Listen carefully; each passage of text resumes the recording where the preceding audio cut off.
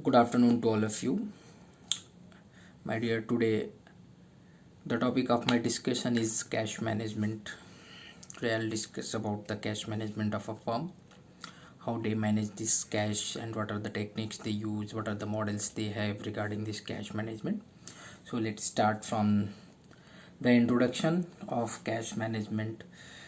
Cash management is important for any new or growing business, and here are some of the tips I'm going to give you. That cash management is one of the most important areas in the day-to-day management of the firms.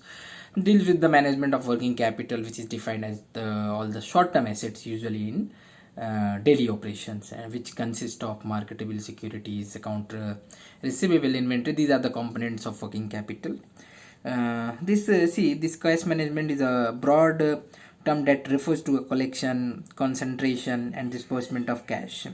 And the goal is to manage the cash balances of an enterprises in such a way as to maximize the availability of cash and to invest it in fixed assets or inventories, and to do so in such a way as to avoid the risk of insolvency. Some of the factors that we are going to discuss is monitoring, which monitors as a part of cash management include that already I've told you. It's liquidity, which maintain the short-term strategies. In some ways, managing cash flow is also one of the most important for the business managers. If any time a company fails to pay an obligation when it is due because of the lack of cash and the company is insolvent.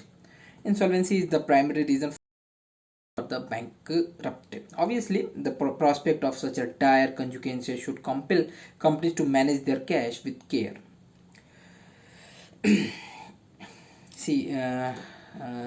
Cash management, particularly, I told you that this is for the important for new growing businesses. Which is a problem even when a small business has numerous clients and offer a product superior to that offered by its competitors, and enjoy a sterling reputation in the industry. Companies suffering from cash flow problems have no margin of safety in case of unanticipated expenses. They also may experience trouble in finding the funds of innovation or expansion. So it is somewhere ironically you can say easily to borrow money when you have money. Ultimately, poor cash flow makes it difficult to hire, retain, and employees. My next topic is the uh, why business needs cash. So there might be three motives of a firm that I'm talking about. That's transaction motive, precautionary motive, and speculation motive. You can say, if I talk about transaction motive, it is the firms needs cash to meet their transaction needs. The collection of cash from the sale of goods and services, sale of asset, additional financing is not a perfectly synchronized with the disbursement of cash, or for you can say that purchase of goods and services, acquisition of the capital assets, and meeting other obligations. Hence, some cash balance is required in a buffer. As for the precautionary motive concern, there may be some uncertainty about the magnitude and timing of cash flow inflows from sale of goods and services, like sale of assets and insurance securities. Likewise, there may be uncertainty about cash outflows on account of purchases and other obligations. To protect itself against such uncertainties, a firm may require some cash balance. See, if the third topic is speculative motive. This motive is firms would like to tap profit making opportunities arising from fluctuation in commodities prices, security prices, interest rates, and foreign exchange rates. A cash rich firm is better prepared to exploit such bargains. However, for most firms, their reserve borrowing capacity and marketable securities would suffice to meet their speculative needs. My next topic is cash management techniques. So I have categorized into two parts, how to manage your cash and what are the techniques you can use. So basically, there are two techniques which I'm going to discuss here. That is, one is accelerating the cash inflows, and the second one is slowing cash outflows. So how is it possible? So it's very easy. Just for this first top point, I have given you the prompt payment by customers. Just always try to make and get a payment from your customer promptly. instantly possible, and you can do it, and this is possible through your bill. If you it is also possible if you give something some kind of discount to them, so surely they will try to pay earlier. Or if you are not going any if you're not going to give any kind of discount, so otherwise also there. So this just always try to get the payment from your customer promptly. Second one is early conversion of payment into, just try to convert your cash or convert your payment into cash as soon as possible, so that you can get your cash back. Means a working capital cycle is there, so as soon as possible you may convert your payment, and you can receive your cash, and so this thing is there. Then concentration banking, but preferably for a firm must concentrate banking. Why is it possible? Because it will decentralize your payment. From any places your customer can pay to you, and immediately you may get this amount in your banking. So that is also possible for you. Okay. Yes. Next is lockbox system. Lockbox system is another technique of reducing mailing, processing, and collecting time. Under this system, the firm selects some collecting centers at different places. The places are selected on the basis of number of consumers and remittance to be received from a particular place. The firm hires a post box in a post office, and the parties also asked to send the check through this post box and lockbox system. Okay. Then second technique is of slowing cash outflow. So how this technique is possible, let's discuss. A company can keep cash by effectively controlling disbursement. The objective of controlling cash flows is to slow down. What are the objective of this? The objective to slow down the payment as far as possible. These are the points that avoiding the early payment. You also here, if you should try to get your payment from your customer as soon as possible, for in case one like accelerating cash inflows. But in case of outflows, you should try to avoid to make payment to your creditors if possible, but don't use any illegal step to make them payment, or don't try to ignore, because your credit will or your relation may spoil. So just try to avoid the early payment of cash payment, and just take the advantage of that payment. Like some of the creditors are giving you 2 months credit period, just try to pay at last. Next one is centralized disbursement system. In case of accelerating cash inflows, what we have done, we have decentralized or we have concentrated on banking. But here what you have to do, you have to centralize the disbursement system. Keep one place, whosoever is there, the person will come to get your the payment from you. And if you have decentralized, if you have centralized disbursement system, that is also possible. So payment through draft also, one more thing is that you can make a payment to the creditor. Some of the creditors not able to come or not able to visit your places, so in that case what you can do, you just draw a draft and send to them that at last, if you are getting the advantage of 2 months credit, or some of the days you are getting the credit period, you just try to get these advantages, and you just write the draft to them, and that draft will be automatically will to reach to your creditors after 2 days or 1 day. It depends. Hereafter, at least some of the time you may get through this. See, my next topic is cash management needs. Cash management needs is strategies to deal with the various facets. Cash.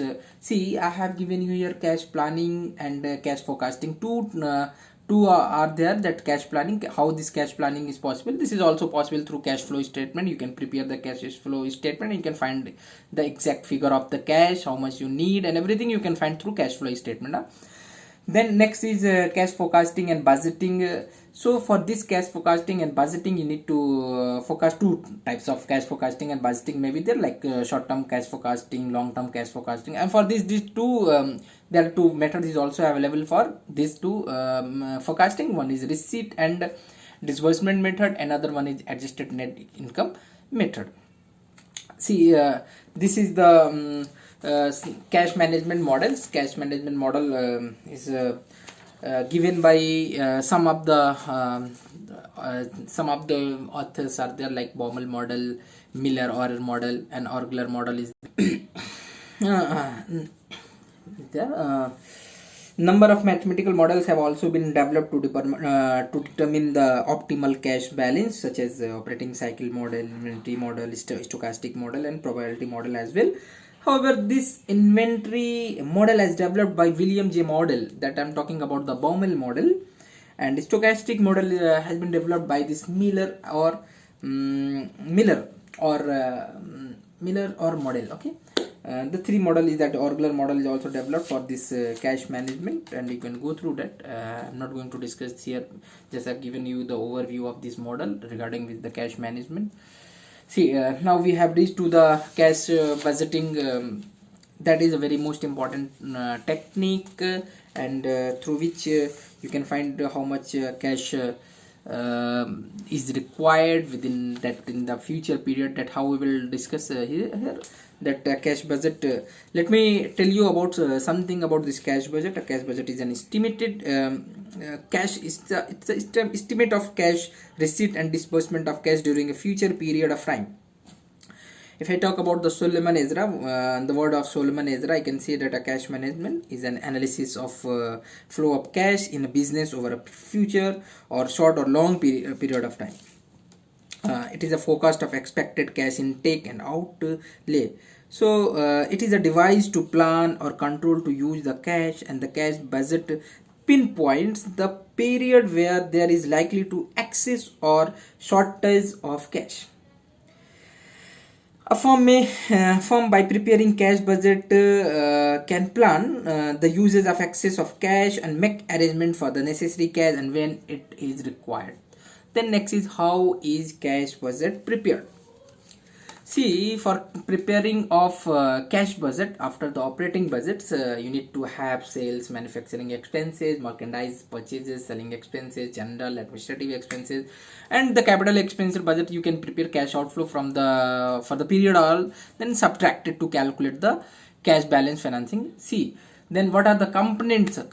Very easy. You have to keep like beginning of cash balances you have, then sales, purchase, cash sales, purchase, wages, manufacturing expenses, administrative expenses. These are the components of cash budget. You have to write one receipt part. You will write the opening balances, then how much you have received from your receivable, that cash available, what you have, that you can find here. After, what are the expenses you are doing, like purchases you are doing, then wages, administrative expenses, manufacturing expenses, everything you have to explain. Let's see, I have one question for you, that prepare a cash budget for the month of January to April 2020. You can see this question, year 2019 and 20 is given, months are also given, November, December, January, February, March, April, and sales of update months is also given, purchase, wages, manufacturing, administrating and selling expenses are also given for their each months.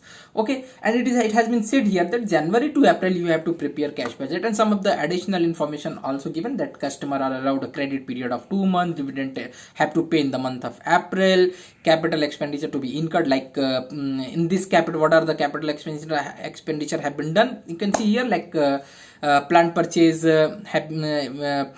took place in the month of January and the amount has been paid 5,000. Second one is building purchase on 1st March and the payment are to be made in the month of the monthly installment of 2,000 rupees each. See the sorry.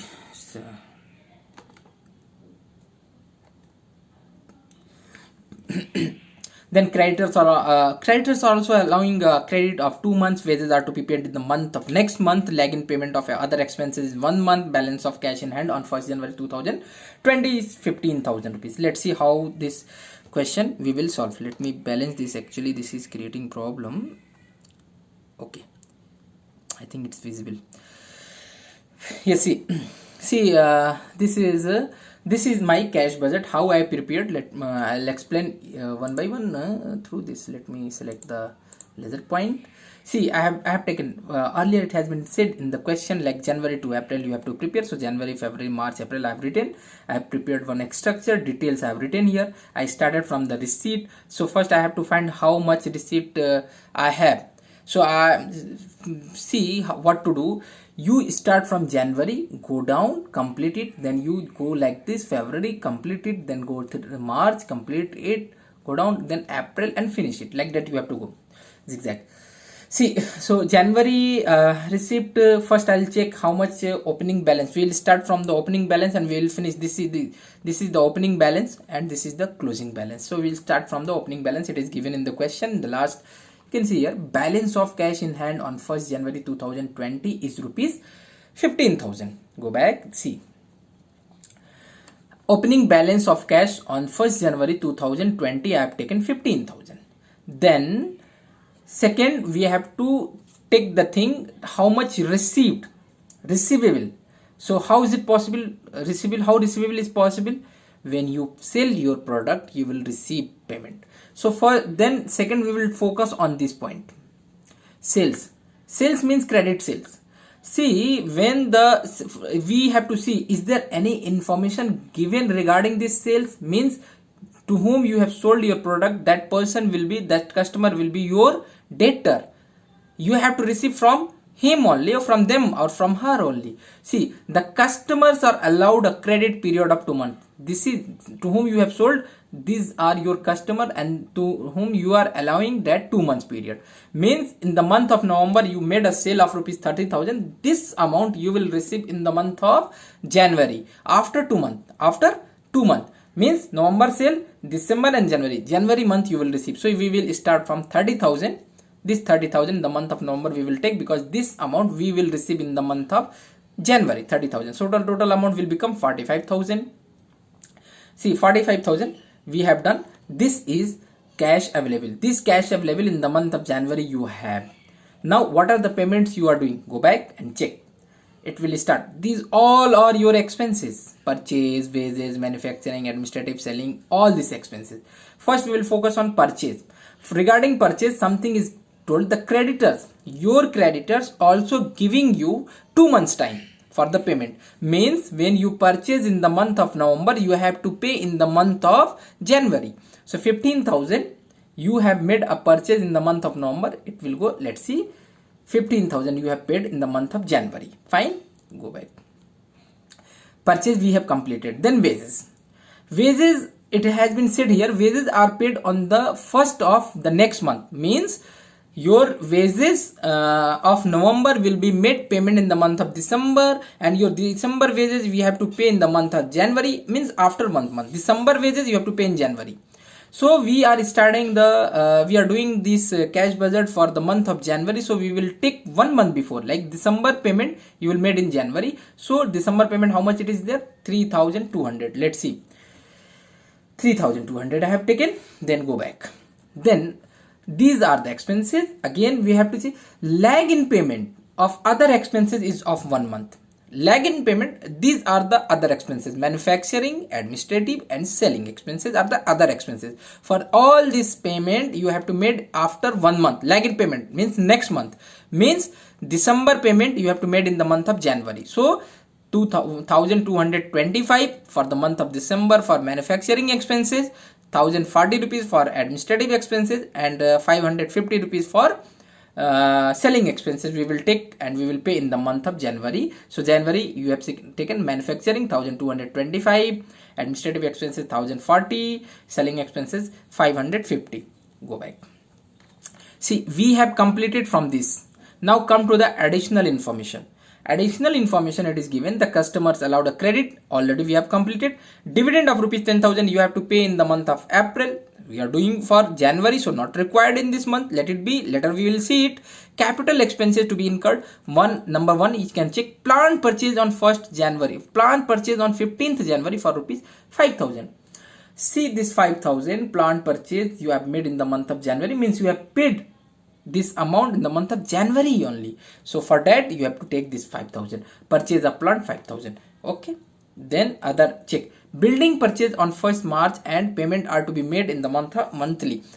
So first you just check March month you have purchased the building purchase. Okay, so this time not required, because you are recording, you are preparing the cash budget for January now, so not required. Let it be. Creditors already we have completed, wages completed, lag in payment and balance, all this completed. See, our January month we have done. Okay, 15,000, 3,200, this all you just all add this. Okay, you just add all. Okay, once you add all, you will find 26,015. This is your total payment. How much cash available with you? 45,000. How much expenses for the month of January? 26,015 rupees. How much remaining balance? This is your closing balance of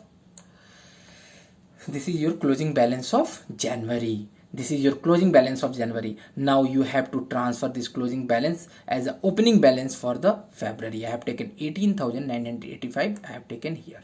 Check. 18,985 for the month of February. It will be opening balance. Okay. Again you start. Go back and check. Again we will do sales. Sales now for February. Sales we will take 35,000. This one. Why? After 2 months you have to pay, means December sales you will receive in the month of February. December payment you will receive in the month of February. Go back, let's see, 35,000 you are receiving in the month of February. Total amount will become 53,985. In the same way you have to do 20,000, like you are let's see, this purchase month of December also, because you are getting creditors allowing period of 2 months, so that you will pay in the month of, obviously you will pay in the month of February. So 20,000 you will pay in the month of February. Already I have written 20,000, and remaining thing as it is, that is 2,500 for the month of January, 990, 1100, 600. You can check, and the similar way again you have to add this one also. Okay, once you add you will find this 25,190. 53,985 minus 25,190 will become 28,795. This is your balance, closing balance of February. Same way go to the March, it will become opening for the March. Okay, 28,795. Then again for this amount, from where you got this amount, let's go and check it. 25,000 you are receiving from January, payment you are receiving in the month of March, 25,000. So that's why I have written 25,000, and once you will add this you will find 53,795. Okay, then again all the expenses the according similar way, like this January, February, for March also you have to do. So all these expenses starting from purchase, manufacturing, wages, administrative, selling, all these things, do it. Hereafter you can see here one is given here 2,000. What is this? Go back and check. See, first point, second, third, this point. It is said that building purchase on first March, and the payment are to be made monthly installment of rupees 2,000. Monthly installment means in the month of March also you have to pay 2,000 rupees. That's why I have taken this 2,000. Okay, you understood all this. Once you add all, it will become 22,820 for the month of March. And how much cash balance you have? 53,795. How much remaining balance you have in the month of March, to whom you can say closing balance, that is 30,975. Okay, that will again become opening for April. Go 30,975 become opening for April. Then again cash realized from debtors. How much cash realized in the month of April? You will receive the cash of February. Go back and check February. See, February how much sales made?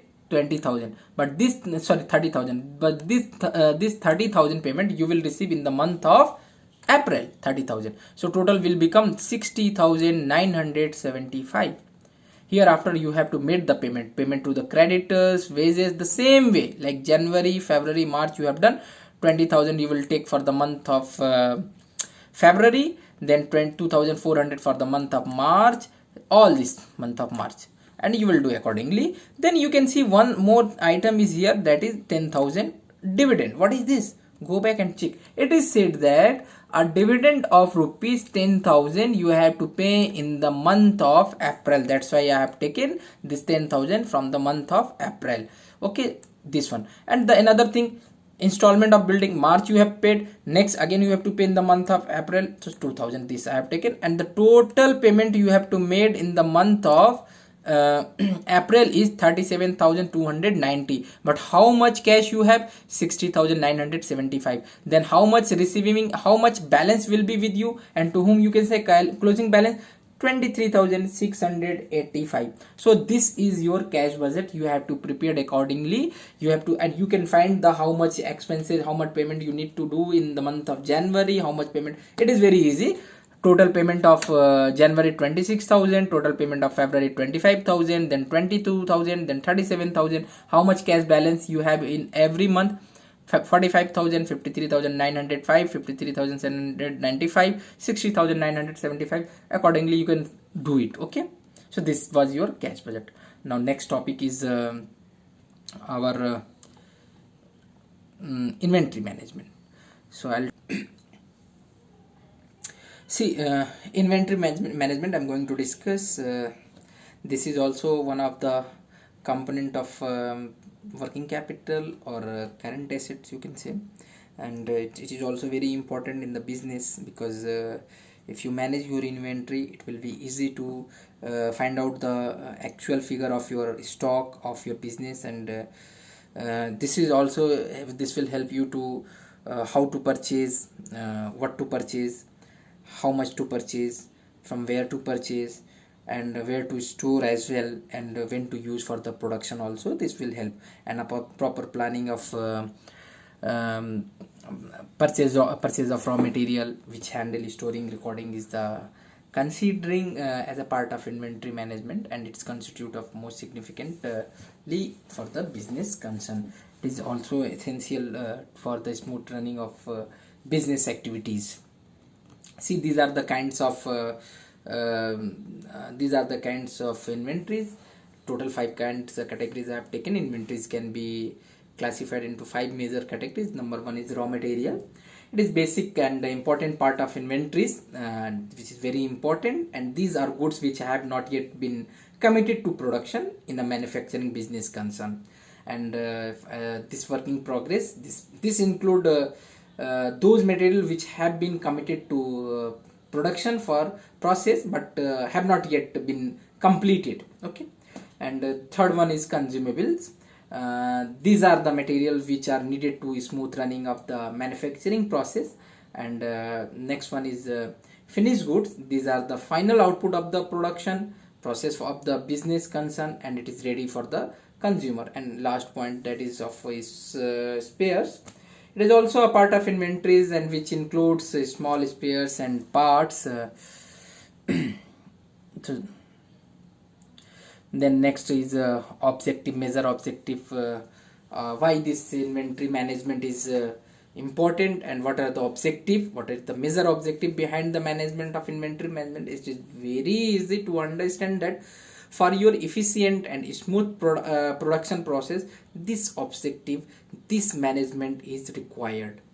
Then second one is to maintain the optimum inventory to maximize the profitability. Without the management of inventory, it is not possible to maximize your profitability, because you don't know anything about the stock, whether your stock, when the stock will be finished, whether you have the adequate stock or not. So all these things you have to maintain the optimum inventory, so that your production could not break. So that's why it is very important, and it will also help to maximize the profitability. Then the third one is to meet the seasonal demand of the product. See, in the some of the time what happen, some of the products are there which demands in the season, so for accordingly you have to produce that one, and for that production you need to make your stock earlier, so that it cannot break your production. Then next one is to another objective of management of inventory is to avoid the price increase in future. See, if you have the adequate stock, and if you don't have, if you have some scarcity of your raw material, or price increasing also, so in that case you can avoid this price increasing in future by stocking your, making your stock in your firm or business. So that is also important, so that you can find how much stock you need to maintain, so that you can avoid the price increase. Then next one is to ensure the level and site of inventory is required, and to plan when to purchase, where to purchase, all this thing also it is required, where the what, where to require what, how much inventory is required, and when to purchase, how to purchase, where to stock. So all this thing, if you are, this is also very important to find out whether it is overstocked or under stock. You can find also through inventory management. These are the objective of inventory management. See, these are the techniques are also there, techniques of inventory management. I am not going to discuss about this technique because it is very lengthy, so I'll record one another video through this technique, and I'll solve some question in this technique. So this time I'm giving you an overview about this inventory technique, which is consist of effective control and administration of inventories. See, in this you can see here some of these techniques are based on some particular area, like here I am talking about the quantity of inventory. These techniques are based on quantity of inventory. In this you have three techniques, that determination of stock level, determination of stock, economic order quality.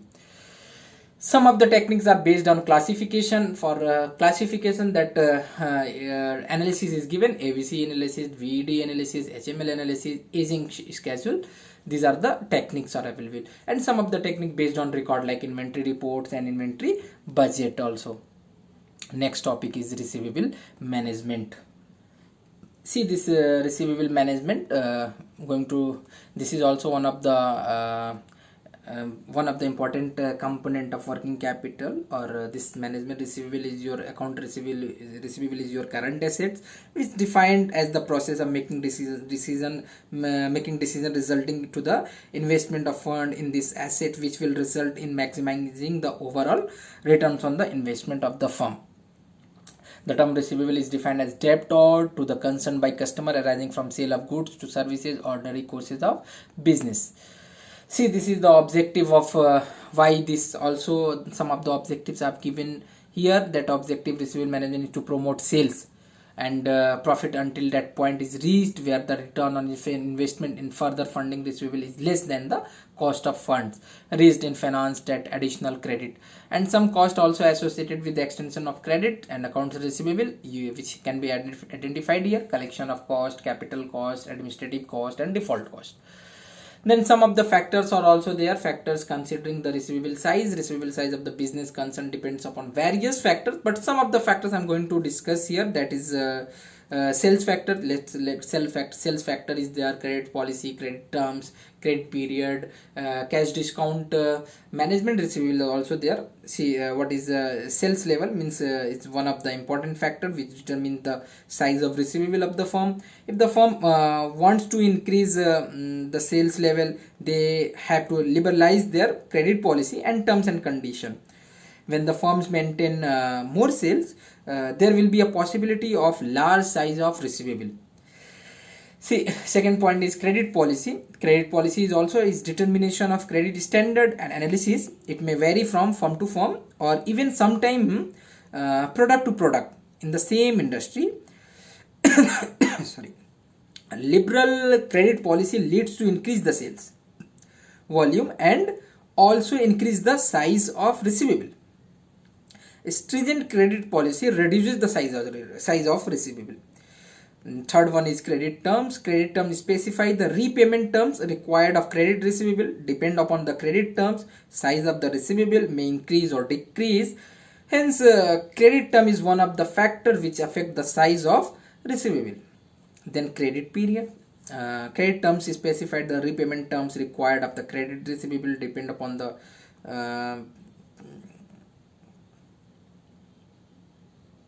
what I discuss. Credit period. It is also it is the time for which trade credit is extended to customer in cash of credit sales. Normally it is expressed in terms of net days. Then cash discount. Cash discount is also one of the important part, that is in the incentive to the customer to make early payment. As I told you earlier in my earlier PPT, of the due date, a special discount will be provided to the customer for his payment before the due date. Management of receivable. Next one is management of receivable. It is also one of the factors which affect the size of receivable in the firm. When the management involves systematic approaches to a receivable, the firm can reduce the size of receivable. Thank you so much